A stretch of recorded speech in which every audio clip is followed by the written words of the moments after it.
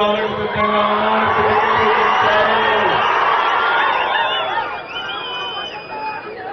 మొట్టమొదటిసారిగా వరం కష్టంలో కానీ మనస్ఫూర్తిగా అభినందిస్తాం. జమ్మూ కాశ్మీర్ నుంచి మన దగ్గరకు వచ్చి మనకు సంఘీభావం తెలియజేయడమే కాదు, మోడీ ఎట్టి పరిస్థితిలో ప్రధానమంత్రి కాకుండా ఉండాలంటే మనం సమైక్యంగా ఉండాలని వారు దేశమంత్రికి అందరికీ సపోర్ట్ చేస్తున్నారు. నేను ఒకటి అడుగుతున్నా, ఈ మోడీ వల్ల ఎవరికైనా లాభం వచ్చిన తమ్ముళ్ళు ఆంధ్రప్రదేశ్కి అన్యాయం చేశారా లేదా? నమ్మకం చేశాడా లేదా? మైనారిటీస్కి అన్యాయం చేయడమే కాదు, వేధింపు చర్యలు చేశాడు, కక్ష కట్టాడు. మళ్లీ మోడీ వస్తే మన రాష్ట్రం కూడా ఇబ్బంది పడుతుంది, మైనారిటీస్ కూడా ఎక్కడా లేని ఇబ్బంది పడతారని మీకు తెలియజేస్తున్నా. మొన్న అన్నాడు కర్నూలుకు వస్తానని, ఏ మొక్కం పెట్టుకొని కర్నూలుకు వస్తున్నాను ఆయనకు అర్హత తమ్ముడికి రావడానికి. ఇంకా విభజన గాయాలు మారలేదు, వస్తున్నారు కాలం చదవడానికి. నేను అడుగుతున్నా, నరేంద్ర మోడీ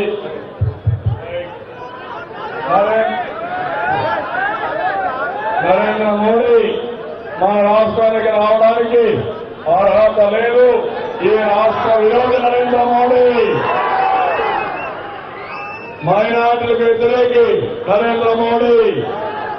ఎట్టి పరిస్థితుల్లో నరేంద్ర మోడీని ఓడించి ఈ దేశాన్ని కాపాడుకుంటామని మరొకసారి మీ అందరికీ విజ్ఞప్తి చేస్తున్నాం.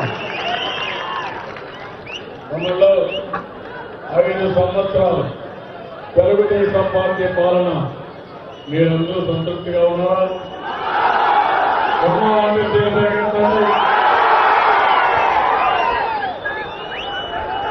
విభిన్న స్థానాలను చాలా ఇబ్బందులు వచ్చారా కాదా? విభజన హామీ నెరవేర్చారా? ప్రత్యేక హోదా వచ్చిందా? తెలంగాణకు వాటా వచ్చిందా? అయినా కూడా కష్టపడ్డాం. మీ అందరి సహకారం నిలదొక్కున్నాం. నిలదొక్కుంటే నరేంద్ర మోడీ మన హక్కుల కోసం అడిగితే మన మీద దాడులు చేశాడు. ఈ రోజు ఇన్కమ్ ట్యాక్స్ దాడులు చేశాడు. కనుక ఎమ్మెల్యే ఉగ్ర నరసింహారెడ్డి పోటీ చేస్తామంటే ఆయన హాస్పిటల్ మీద దాడులు చేసిన వ్యక్తి ఈ నరేంద్ర మోడీ. ఆంధ్రాది ముక్కు సంకల్పం జాగ్రత్తగా ఉండండి. మీరు మమ్మల్ని ఏమీ చేయలేరు, వేధిస్తారు, బాధ పెడతారు. కానీ లెక్క పెట్టుకో, అవసరమైతే ఈ రాష్ట్రం కోసం ప్రాణ త్యాగాలుగానే మేము సిద్ధంగా ఉన్నామని మరొకసారి హెచ్చరిస్తున్నాం. అందులో ఆడబిడ్డలందరికీ కూడా చూశాను. వస్తామంటే మైనారిటీ ఆడబిడ్డలు ఎప్పుడూ ఇంట్లో నుంచి బయట రారు, అందరూ రోడ్డు మీదకి వచ్చారు. చిన్న పిల్లలను తీసుకొని నాకు సంగీభావం నాకు పరోపకారం చేయించారంటే నా జీవితంలో ఎప్పుడూ మర్చిపోలేను. ఇంకో పక్క మా తమ్ముడు యువకులు చూస్తున్నా,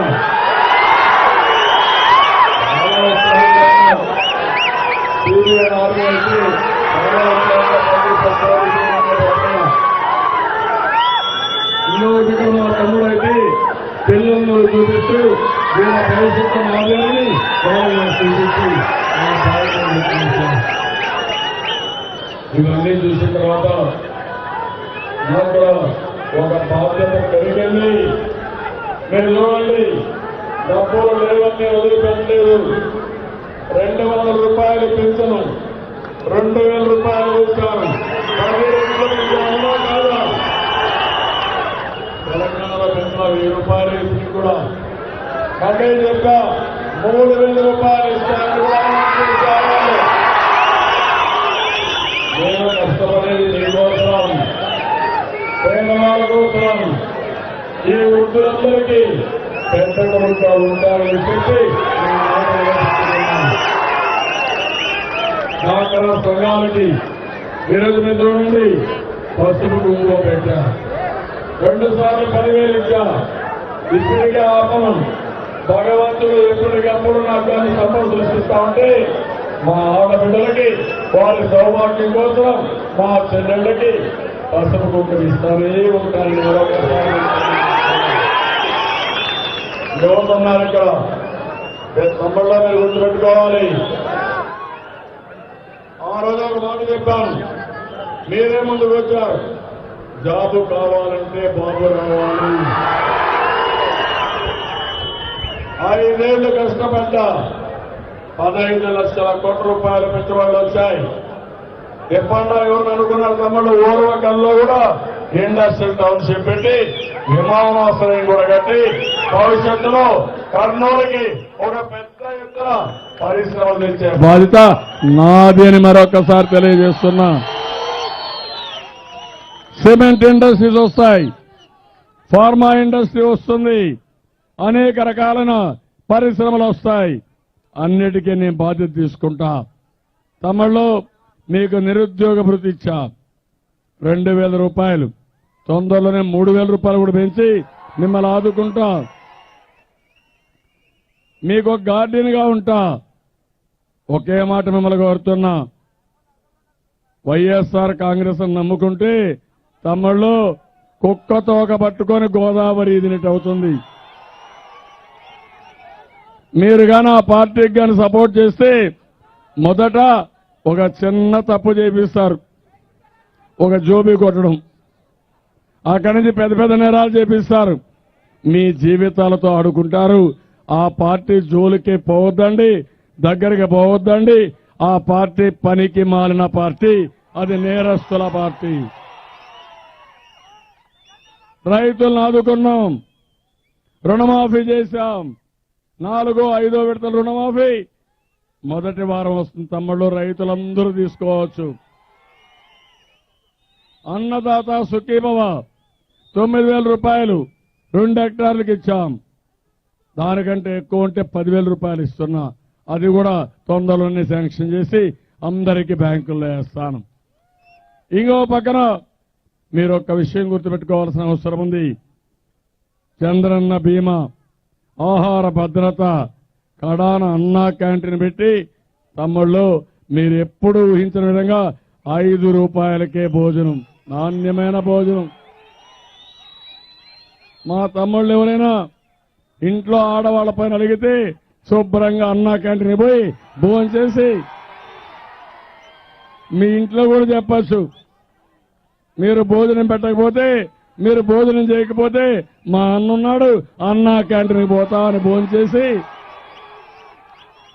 మళ్ళీ కోపం దగ్గర నాకు ఇంటికి వెళ్ళండి. ఆ విషయం కూడా మీరు గుర్తుపెట్టుకోవాల్సిన అవసరం ఉంది. ఎవరైనా ఎప్పుడైనా మీ అవసరాలన్నీ ఆలోచించిన ప్రభుత్వం ఎప్పుడన్నా ఉందా తమ్ముళ్ళు అని మిమ్మల్ని అడుగుతున్నా.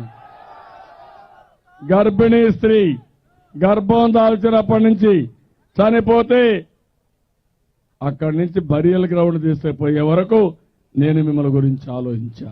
ఆ విషయం మీరు గుర్తుపెట్టుకోవాల్సిన అవసరం ఉంది. అది ఈ ప్రభుత్వం యొక్క ప్రత్యేకత. అదే మరి ఇంకో పక్క ఎప్పటికప్పుడు మీ ఆదాయాన్ని పెంచే మార్గం ఆలోచించాను. ఈరోజు ఒకటే చెప్తున్నాను మీకు అందరికీ, 82,000 రూపాయల ఆదాయం ఉంటే తలసరి ఆదాయం 1,65,000 చేశాను. రాబోయే 5 సంవత్సరాల్లో 3,50,000 చేస్తాను. అది కూడా పెద్ద కష్టం కాదు.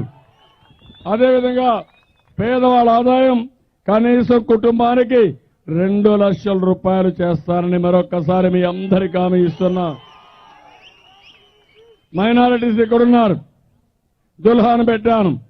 ఈరోజు హామీ ఇస్తున్నా, అందరికీ పెళ్లిళ్ళకి దుల్హాన్ కూడా 1,00,000 రూపాయలు ఇచ్చి ఆడపిల్లల పెళ్లి నేనే చేస్తాను.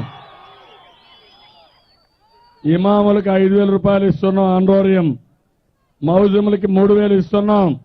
ఇమాములకి 10,000 ఇస్తాను, మౌజములకి 5,000 రూపాయలు ఇస్తానని మీ అందరికీ హామీ ఇస్తున్నా. దగ్గర 26 రెసిడెన్షియల్ స్కూల్స్ పెడతాను. 450 కోట్లు ఖర్చు పెడతాం. ఇక్కడే ఉర్దూ యూనివర్సిటీ పెట్టాం, ఆజ్ హౌస్ కట్టాం. నేను ఒకటే మైనారిటీ సోదరులందరికీ విజ్ఞప్తి చేస్తున్నా, నేను మీకు అండగా ఉంటాను, తోడుగా ఉంటాను, మిమ్మల్ని పైకి తీసుకొస్తాను. రాజకీయంగా, ఆర్థికంగా, సామాజికంగా మిమ్మల్ని పైకి తెచ్చే బాధ్యత నాది నాది నాదని మైనార్టీస్ అందరికీ హామీ ఇస్తున్నాను. ఈరోజు పేపర్లో చూశారా మీరు?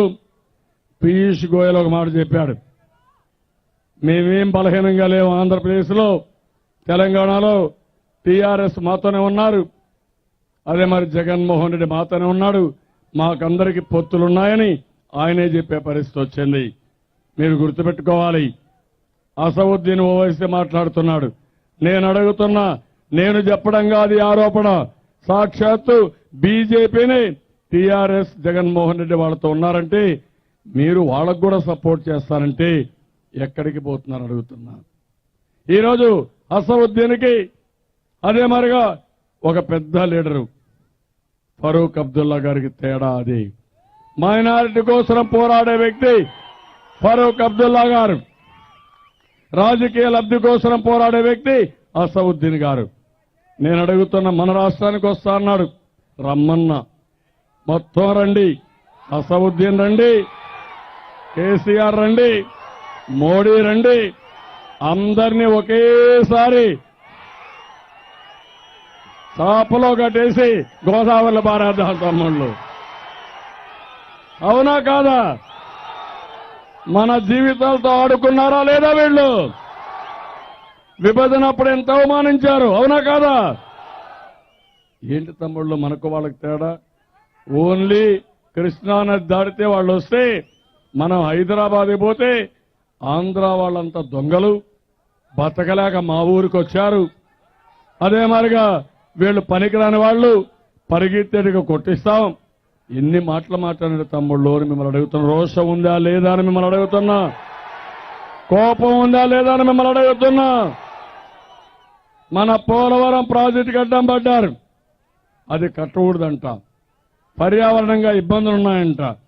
సముద్రంలోకి పోయే నీళ్లు మనం వాడుకుంటే దానికి కూడా ఇబ్బందులు పెట్టే పెద్ద మనుషుల్ని ఏమనాలి నేను అడుగుతున్నా. ఈ వైఎస్ఆర్ కాంగ్రెస్ ఉన్నారు, వాళ్ళు వేస్తున్నారు పేపర్లో, తెలంగాణలో మనం ఏదో తప్పు చేశామంట, తెలంగాణ ముంపు గురవుతుందంట, భద్రాచలం దేవాలయం కూడా ముంపు అయిపోయి కొంపలు కూలిపోతాయని రాస్తున్నారు.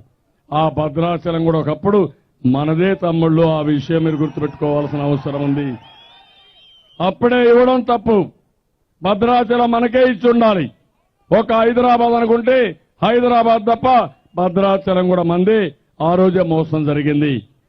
ఇంకో పక్క నిన్న మొన్న చూస్తే కృష్ణా నది పైన, ఈ నీళ్లపైన కూడా ట్రిబ్యునల్ వేశారు.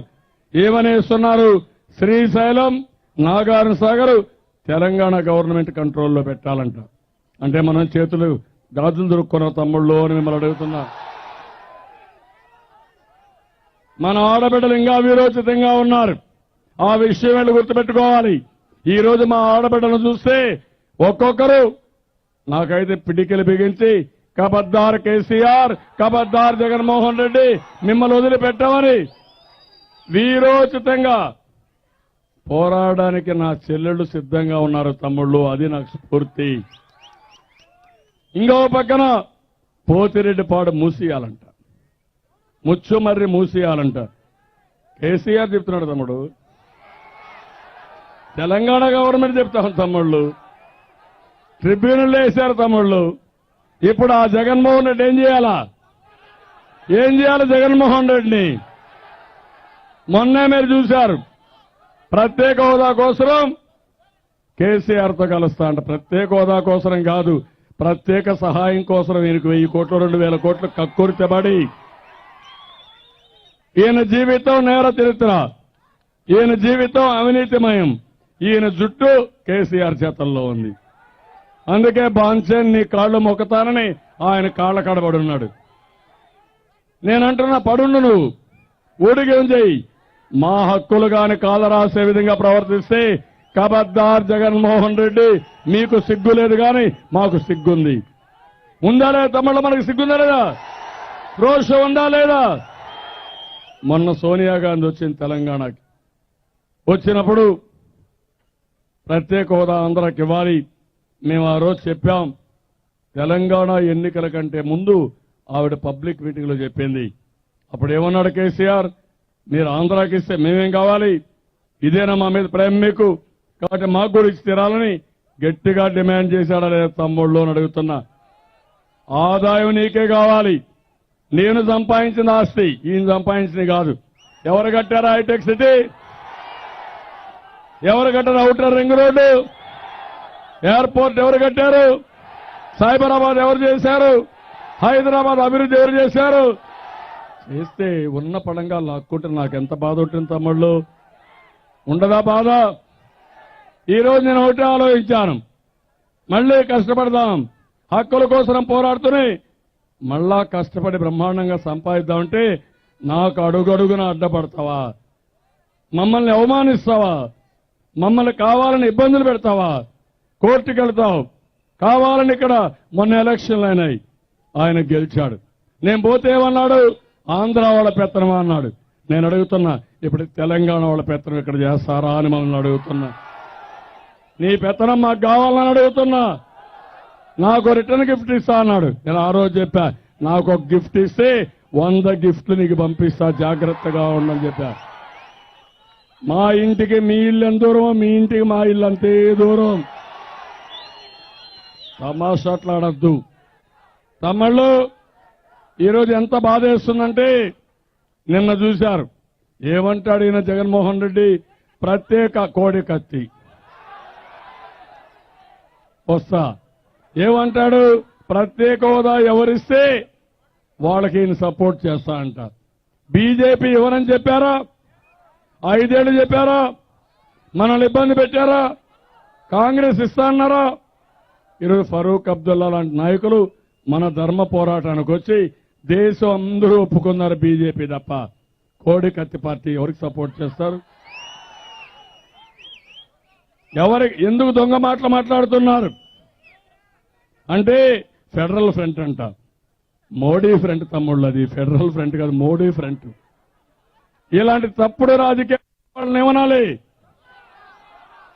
నిన్ననే చూశారు పులివెందల్లో ఏం జరిగింది చూశారా తమ్ముళ్ళు అని మిమ్మల్ని అడుగుతున్నా.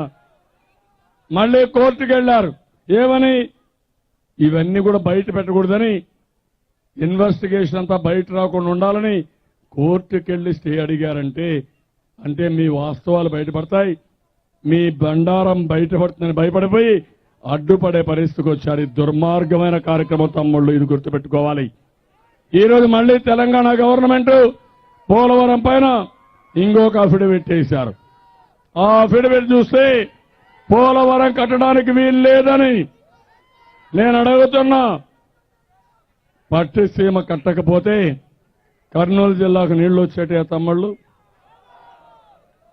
అడ్డం పడ్డాడా లేదా జగన్మోహన్ రెడ్డి? నేను కట్టానా లేదా? ఇప్పుడు పోలవరం 70% పూర్తయింది. జూలైలో నీళ్లు వదిలి పెడతాం, గ్రావిటీతో నీళ్లు వస్తాయి. కేంద్రం డబ్బులు ఇవ్వాల, వసూలు చేస్తా. అయినా కూడా డిసెంబర్ లోపల పోలవరం పూర్తి చేసే బాధ్యత నాది. నదుల అనుసంధానం చేస్తున్నాను. కృష్ణా నీళ్లు శ్రీశైలంలో పెడతా, అక్కడి నుంచి ఈ ప్రాంతానికి రాయలసీమకు ఆ నీళ్లు ఇస్తాను. కింది ప్రాంతం అంతా గోదావరి నీళ్లు తీసుకొస్తాం. నేను రాత్రింబగుళ్ళు కష్టపడి ఇవన్నీ చేస్తా ఉంటే దీనికి అడ్డం. ఈరోజు అమరావతి కడుతున్నాం. అమరావతి వస్తే కేసీఆర్ ఎత్తిపోతాడు తమ్ముళ్ళు, అది ఆయన భయం. నేను చెప్తున్నా, తెలంగాణ కంటే మన రాష్ట్రం 5-6 సంవత్సరాల్లో అన్ని విషయాల్లో ముందుంటామని మరొకసారి మీ అందరికీ హామీ ఇస్తున్నా. ఆ రోజు మనమే ఇచ్చాం. బంగారు గుడ్డు పెట్టే కోడినిస్తే, బాతునిస్తే అది పెట్టుకొని మనవలు బెదిరిస్తున్నాడు. నీ ఆటలు సాగవు నా దగ్గర, తమాషా కాదు. మా నీళ్లకు అడ్డం వచ్చినా, మా ప్రాంతంలో అభివృద్ధికి అడ్డం వచ్చినా ఖబర్దార్, జాగ్రత్తగా ఉండండి. మీ కోడి కత్తి పార్టీ ఇక్కడ ఏమీ ఉండదు. మొన్న మీరు చూసారా, ఏమీ పనిచేయాల. పింఛను 1000 రూపాయలే, నేను 2000 రూపాయలు ఇచ్చాను. రైతులకు ఇచ్చింది 1,00,000 రూపాయలే, నేను 1,50,000 రూపాయలు ఇచ్చా. డాక్రా సంఘాలకు 1 పైసా ఇవ్వాల. నిరుద్యోగ భృతి ఇవ్వాల, అన్నా క్యాంటీన్ పెట్టల, 88 సీట్లు గెలిచారు తమ్ముళ్ళు. ఎట్ట గెలిచాడు? డబ్బులు పెట్టుకున్నాడు. ఇంకో పక్క సెంటిమెంట్ తీసుకొచ్చాడు. తెలంగాణలో అందరూ ఆయనతో ఉంటే ఆంధ్రప్రదేశ్లో మనం పోరాడాలంటే నేను కూడా బలంగా ఉండాలనా లేదా అని మిమ్మల్ని అడుగుతున్నా. మనం కూడా అన్ని సీట్లు గెలవాలనా లేదా? వాళ్ళు 16, 17 సీట్లు గెలిచి ఢిల్లీకి వెళ్లి కోడికత్తి పార్టీకి ఓటు వస్తే ఆయన అకౌంట్లో పెట్టి మనల్ని ఇబ్బంది పెడితే ఏమవుతావని నేను అడుగుతున్నా. ఇది నా కోసరమా? ఈ ఎన్నిక నా కోసరం కాదు, మీ అందరి కోసరం, భావితరాల భవిష్యత్తు కోసరం, మనందరి భవిష్యత్తు కోసరం. మళ్ళీ ఎక్కడన్నా స్లిప్ అయితే గోతులో పడిపోతాం తమ్ముళ్ళు, చాలా ఇబ్బందులు వస్తాయి. అందుకే నేను మిమ్మల్ని అడుగుతున్నా, మీరందరూ వీరోచితంగా పోరాడాలి. కేసీఆర్ 16 గెలిస్తే మనం 25 గెలుద్దాం. అతను బాహుబలి కావాలనుకుంటే మహాబాహుబలి మనం అవుదాం. నువ్వు ఢీ కొంటానంటే నేను కూడా ఢీకి రెడీగా ఉన్నాను, తప్ప వదిలిపెట్టాను. నీకు నరేంద్ర మోడీ ఉంటే నాకు 5 కోట్ల మంది జనాభా ఉన్నారు. నీకు కేసీఆర్ మన జగన్మోహన్ రెడ్డి ఉంటే, కోడికత్తి పార్టీ ఉంటే నాకు కోడికత్తులన్నీ ఇక్కడే ఉన్నాయి, అందరూ నాతోనే ఉంటారు. తమాషా అనొద్దు, మంచిది కాదు. ఈరోజు మీరు చూడండి, ఒక మంచి కుటుంబం కోట్ల సూర్యప్రకాష్ రెడ్డి గారు మన దగ్గర పోటీ చేస్తున్నారు. ఇది ఒక చరిత్ర. కోట్ల కేఈ ఇద్దరు కలిశారు. మనం అందరినీ కలుపుతున్నాం, రాష్ట్రం కోసం పనిచేస్తున్నాం. జగన్మోహన్ రెడ్డి అందరినీ డివైడ్ చేసి తీసుకుపోయి కేసీఆర్ కాళ్ళ ముందర పెట్టి ఢిల్లీకి వెళ్లి నరేంద్ర మోడీ సంఖ్యలో ఎక్కాలనుకుంటున్నారు. వీళ్ళ ఆటలు తమ్ముడు సాగరిస్తామా? అమాయకులమా మనం? మనకు పౌరుషం లేదా? కర్నూలు పౌరుషం ఉందా లేదా? మీకు రోషం ఉందా లేదా? ఏం తమాషానా మీకు? నేను ఆ రోజు కూడా ఒక్క విషయం మీరు గుర్తుపెట్టుకోవాలి. 60 సంవత్సరాలు కష్టపడ్డాం. రాజధాని ఇక్కడే ఉండి ఇక్కడి నుంచి హైదరాబాద్కి వెళ్ళాం. 60 ఏళ్లు కష్టపడితే ఈరోజు కట్టుబట్టలతో మనం వచ్చి నెత్తిన అప్పు పెట్టుకుంటే బాధ ఉండదు తమ్ముళ్ళు? ఆవేదన ఉండదు? నీకు బాధ కాదు, నాకు బాధ ఉండాలా. నీకు కోపం కాదు, నాకు కసి ఉండాలా. నీకు సెంటిమెంట్ కాదు, నాకు ఉండాలా సెంటిమెంట్. నష్టపోయింది మనం, అభివృద్ధి చేసింది మనం, దోచుకునింది నువ్వు. అందుకే చెప్తున్నా, కబద్దార్ జాగ్రత్తగా ఉండు, వదిలిపెట్టవని మరొక్కసారి ఈ కర్నూలు సభలో హెచ్చరిస్తున్నా. ఈరోజు ఇక్కడ కర్నూలు నేను ఒకటి హామీ ఇస్తున్నా, విశాఖపట్నం తిరుపతి స్థాయిలో కర్నూలుని అన్ని విధాల అభివృద్ధి చేసే బాధ్యత నాది. ఈ రివర్లో చెక్ డ్యాములు కావాలని కోరారు. ఎన్ని అవసరమైతే అన్ని చెక్ డ్యాములు కట్టి ఒక సుందరమైన ప్రదేశంగా తయారు చేసే బాధ్యత నాది. హైకోర్టు బెంచ్ రావాలి. ఎప్పుడో చెప్పాను, కర్నూలులోని హైకోర్టు బెంచ్ వస్తుంది. దీన్ని తప్పకుండా పెడతాం. దీనికోసం పనిచేస్తున్నాం. కర్నూలు టౌన్ ని ఒక స్మార్ట్ సిటీగా అన్ని హంగులు పెట్టి, ఇది గేట్వే టు ఆంధ్రప్రదేశ్. ఒక పక్క ఎవరన్నా హైదరాబాద్ నుంచి బెంగళూరు పోతే ఇది ఒక హబ్గా ఉండాలి, ఒక సెంటర్గా ఉండాలి. అదే మాదిరిగా ఇంకో పక్క కే హబ్ కింద, ఐటీ హబ్ కింద దీన్ని తయారు చేస్తానని చెప్పి నేను మీకు తెలియజేస్తున్నా. ఒకటి కాదు, భరత్ ఉన్నాడు, టీజీ భరత్, ఉత్సాహవంతుడు. అందరూ ఆయన ఫాలో కండి. Deadly combination. సూర్యప్రకాష్ రెడ్డి గారు, భరత్ ఇద్దరు కలిసి సైకిల్ గుర్తు కొట్టేయండి. నేను ఓటు హామీ ఇస్తున్నా, అన్ని విధాల కర్నూలుని బ్రహ్మాండంగా అభివృద్ధి చేసే బాధ్యత నాదని మరొకసారి తెలియజేసుకుంటూ అందరికీ నమస్కారాలు. ఒక్కసారి ఫరూక్ అబ్దుల్లా గారిని అభినందిస్తూ గట్టిగా చప్పట్లు కొట్టి అభినందించాలి. Thank you.